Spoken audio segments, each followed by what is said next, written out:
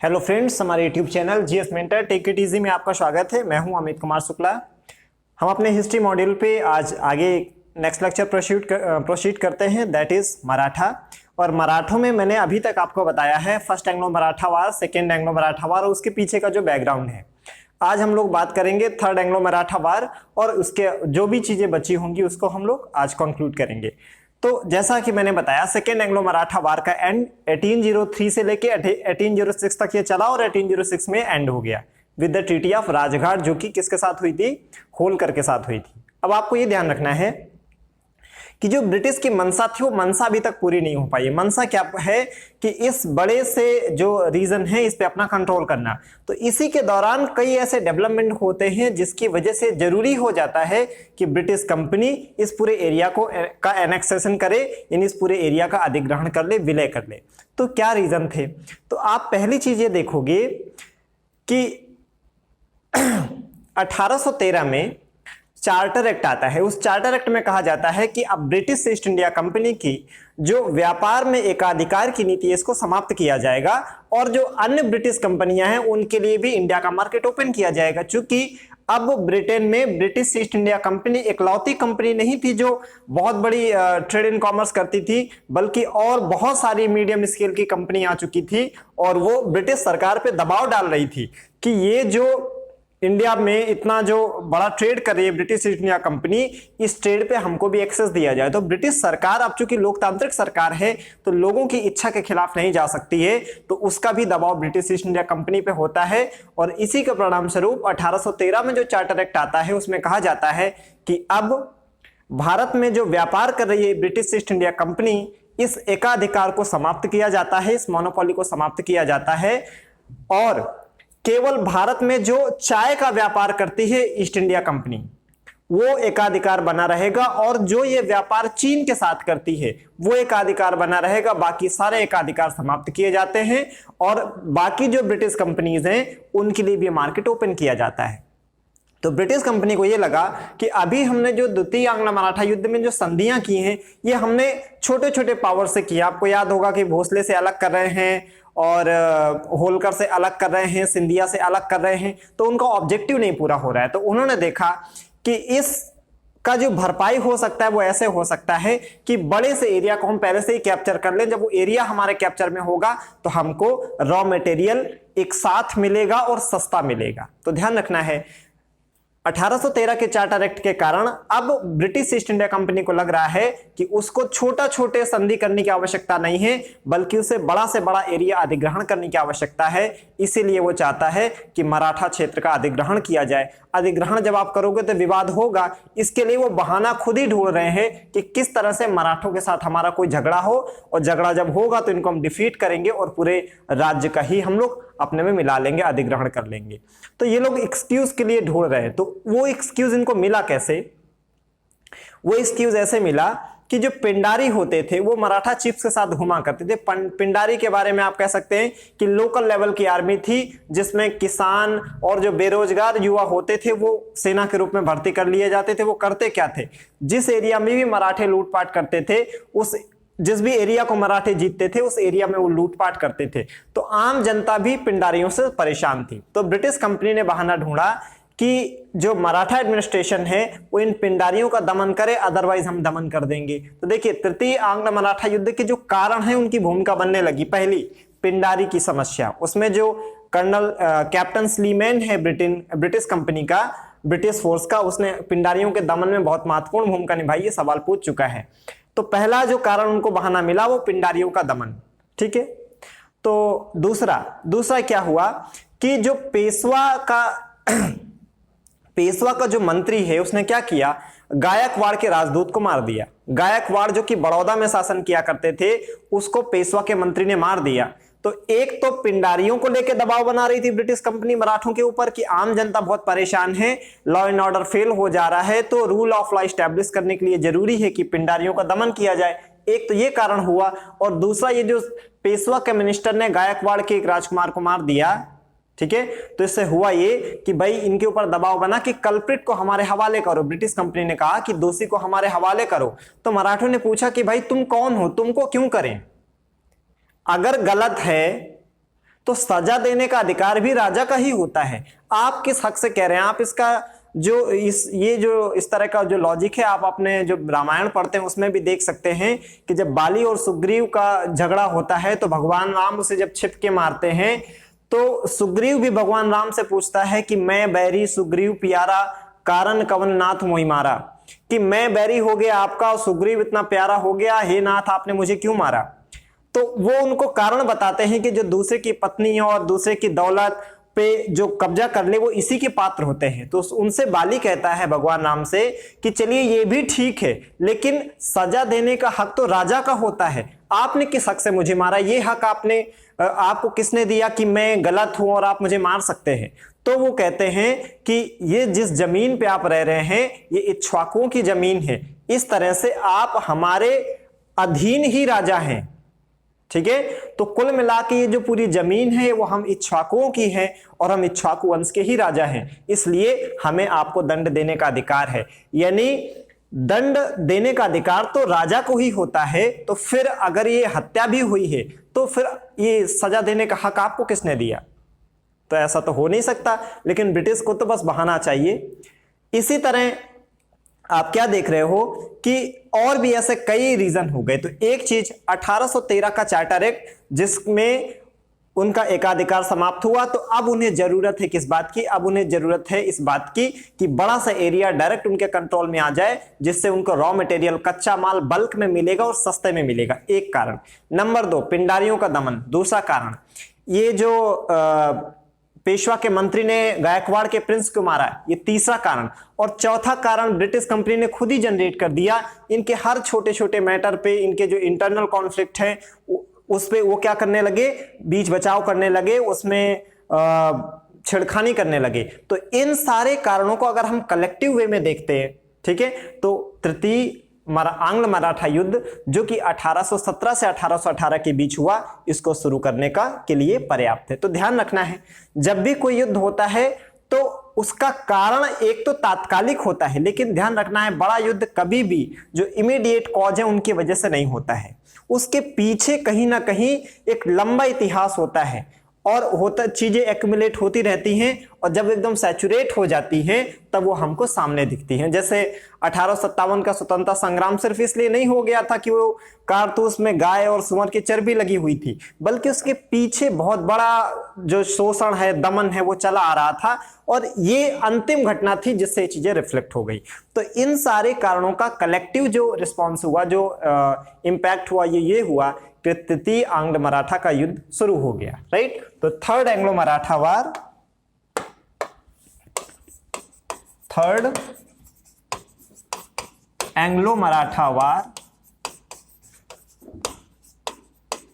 ये 1817 से 1818 के बीच हुआ। अब इस युद्ध में क्या होता है? एक तरफ ब्रिटिश कंपनी है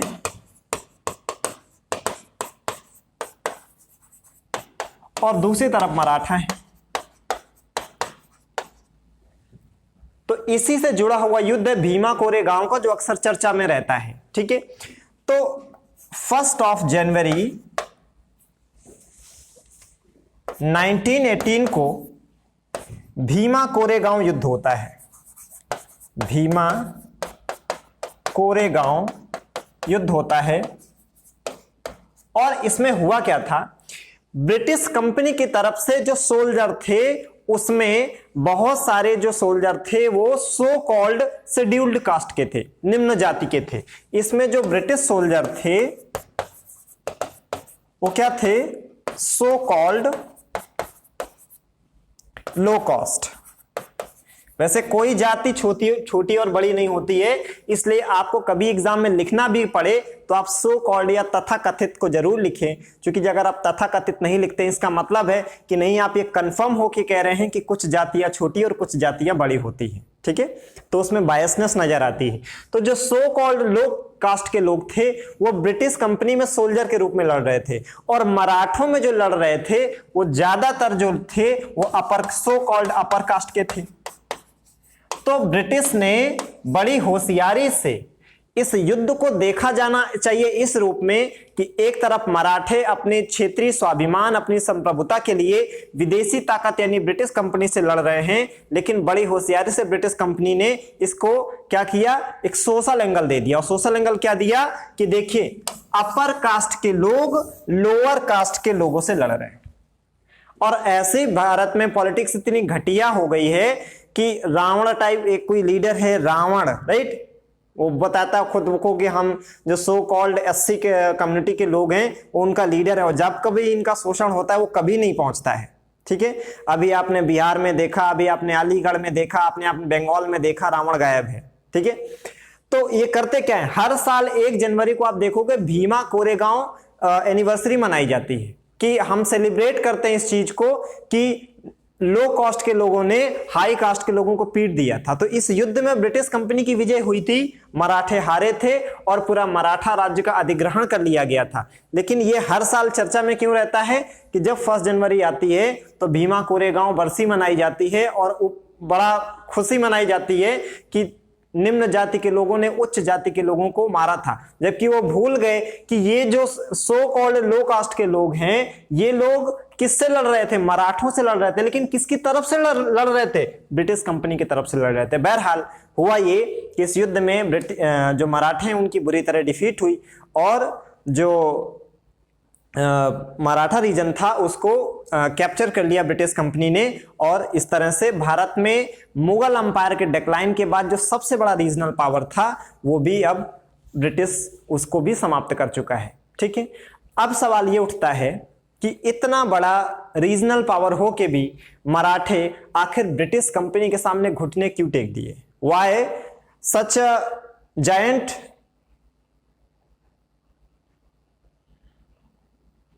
regional power like Maratha were defeated by the British company very easily? इतनी आसानी से क्यों हारे? उसका रीजन है। उसका रीजन क्या है? उसका रीजन ये है, there are multiple reason behind it. इसके पीछे कई कारण, उसमें एक कारण ये है कि मराठों की जो फौज थी वो अनुशासित नहीं थी, जबकि ब्रिटिश फौज अनुशासित थी।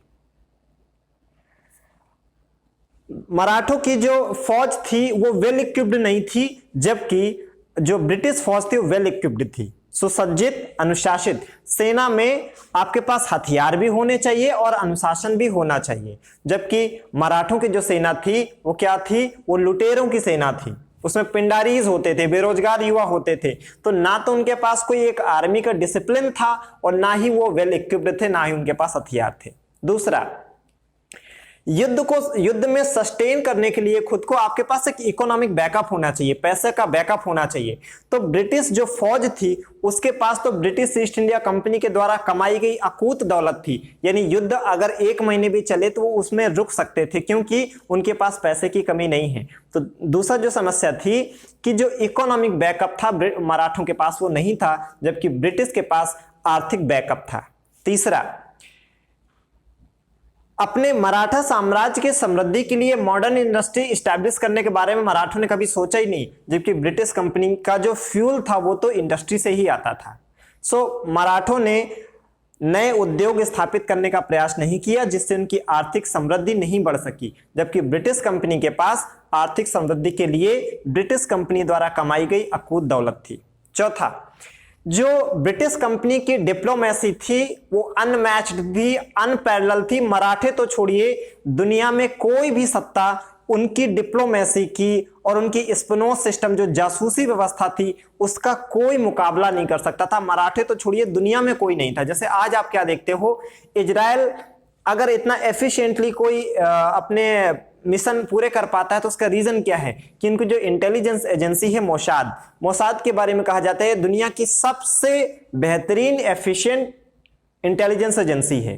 ठीक है, कि आप जमीन के अंदर 100 फीट नीचे भी छिप जाइए, मोसाद आपको ढूंढ निकालेगा। और दुनिया में इतने खतरनाक मिशन अंजाम दिए मोसाद ने, इजराइल की जो इंटेलिजेंस एजेंसी है, दुनिया में कोई एजेंसी इसका मुकाबला नहीं कर सकती है। तो इंटेलिजेंस का और आपकी जो सेना की इफेक्टिवनेस होती है उसमें डायरेक्ट कोरिलेशन होता है। जैसे आप मौर्य साम्राज्य में देखेंगे तो विष कन्याओं के बारे में देखेंगे, हालांकि विष कन्या इधर चर्चा में ज्यादा रहा जब सुशांत सिंह राजपूत की हत्या हुई, तो वो जो लंबे बड़े दांत वाली लड़की है, क्या नाम है, रिया चक्रवर्ती, उसको भी कुछ लोगों ने विष कन्या कहा।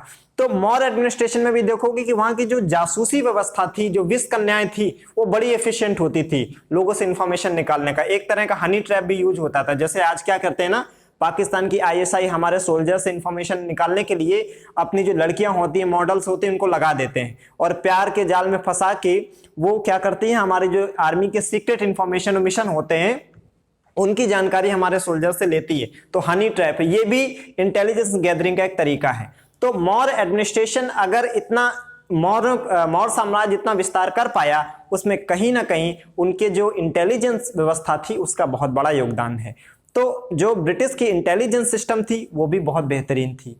ठीक है, ब्रिटिश को ये पता था एग्जैक्टली कि किसको कैसे तोड़ा जा सकता है। तो इंडियन सोसाइटी को लेकर जो उनकी समझ थी वो भी दुनिया में अनपैरेलल, अनमैच्ड थी। दुनिया की अन्य कोई पावर ये दावा नहीं कर सकती थी कि वो इंडियन सोसाइटी को, इंडियन समाज को इतने अच्छे से तरह से जानता है जितना ब्रिटिश जानते हैं। तो ब्रिटिश को ये भी पता था, ब्रिटिश कंपनी को, कि जब जिस दुश्मन से हम लड़ रहे हैं इसमें से किन लोगों को आसानी से तोड़ा जा सकता है और किसको किस ढंग से तोड़ा जा सकता है। तो इन सारे फैक्टर्स को अगर हम देखें तो ये वो कारण बनते हैं जिनकी वजह से मराठे इतने बड़े क्षेत्रीय सत्ता होने के बावजूद ब्रिटिश के सामने सरेंडर कर देते हैं। एक और चीज, मराठों के पास कोई अखिल भारतीय साम्राज्य बनाने का कोई सपना भी नहीं था, ना उनके पास कोई दूरदृष्टि वाला नेता था। वो रीजनल पावर थे, मुगल अंपायर के डिक्लाइन के बाद सबसे बड़े वो रीजनल पावर बने, लेकिन उनके पास एक ऑल इंडिया लेवल का कोई कॉन्सेप्ट नहीं था। जब आपके पास कॉन्सेप्ट ही नहीं है ऑल इंडिया लेवल का, तो उस लेवल की स्पिरिट कहां से आएगी। तो पहली चीज तो आपके पास कोई कॉन्सेप्ट हो, कोई विजन हो, और उस विजन को पूरा करने के लिए आप मेहनत करेंगे ना। जब आपके पास विजन हो गई नहीं तो आप आलस तो रह गई। तो आलस अपने आप में बुरा नहीं है, आलस है इसका मतलब है आपके जीवन में कोई ऐसे लक्ष्य उद्देश्य है ही नहीं है जो आपको आलस छोड़ने के लिए मजबूर कर दे। तो आलस सिंपली ये बताता है कि आपके जीवन में उद्देश्य और लक्ष्य है ही नहीं। जब बड़े उद्देश्य और बड़े लक्ष्य होंगे तो आलस आपको आ ही नहीं सकता है। यही कुछ मराठों के साथ होता है। तो इस तरह से हमने देखा कि इतना बड़ा जो क्षेत्रीय सत्ता थी अब वो ब्रिटिश कंपनी के हाथ में जा चुकी है। और 1817 से 1818 के बीच ये जो आंग्ल मराठा युद्ध हुआ तीसरा, इसमें मराठे हारते हैं और नाम के लिए इन्होंने मराठा एडमिनिस्ट्रेशन बनाए रखा, ठीक है, लेकिन प्रैक्टिकली इसको पूरा एनेक्स कर लिया गया। और फिर 1818 से 1857 तक यही दौर चलता रहा।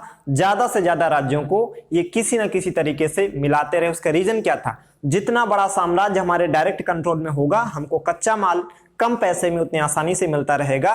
तो जो हमारी छूट खत्म हो रही है व्यापार में एकाधिकार की, इसकी हम कहीं ना कहीं भरपाई कर लेंगे। आई होप आप इसे समझ पाए होंगे।